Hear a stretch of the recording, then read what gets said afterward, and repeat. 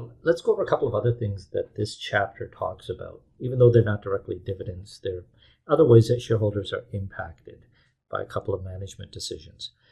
So the first one is share repurchase. This is an alternative to dividends. Okay, so if you have excess cash lying around, you can either just give it to the shareholders as a dividend, which will cause tax for all of them, or you can offer to buy back shares of the company. And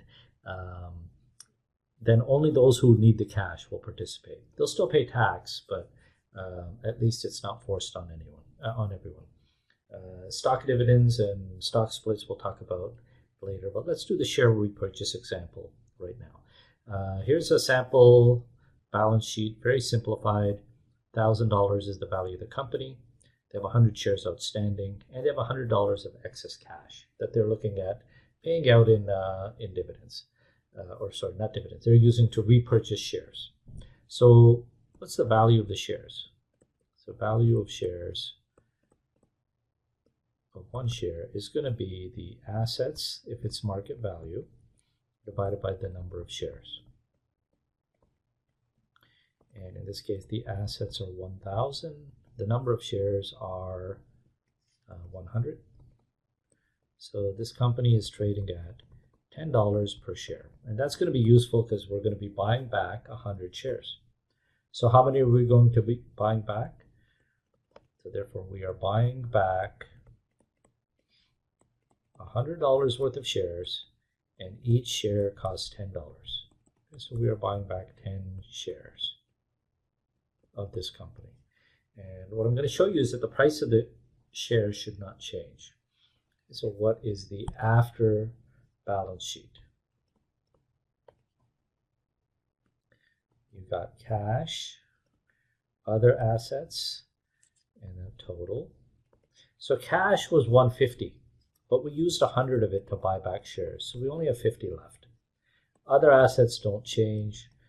So the company is 900, which makes sense because we distributed $100 worth of the company. Debt started at zero, ends at zero. Equity also has to fall to keep everything balanced because we repurchased shares, so there's fewer out there. So the company is now 900. So then what's the value of the share now? So the value of a share is equal to the assets over a number of shares. Assets have now fallen to $900, but the number of shares also fell. We started with 100 and we bought 10 back, so we only have 90 outstanding. So it's $10 per share. As you can see, the price of the company does not change as a result of the share repurchase. Okay, it should have no impact whatsoever. There is a psychological change because there is a signal that essentially it says it's positive because it believes that it sends the impression that management feels shares are undervalued. Okay, because if shares were overvalued, they wouldn't be buying them back. They would be issuing more shares. And that's why usually share price will increase in the markets after a repurchase is announced. It's not because of a financial reason, it's because of the psychological reason. The one other impact it does have is earnings per share. Okay, earnings per share is net income divided by number of shares. And if you were to look what happens to each of these two things, this stays the same, but this is lower. We have fewer shares outstanding after.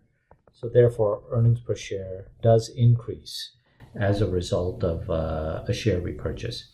And that also psychologically makes people feel better about it.